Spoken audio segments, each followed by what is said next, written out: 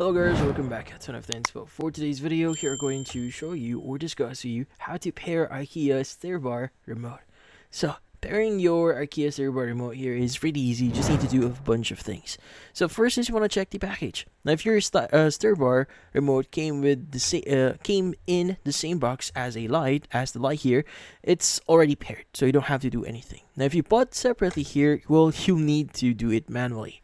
So first things first is you want to make sure the light source or your light source here is properly installed and the main power switch is on.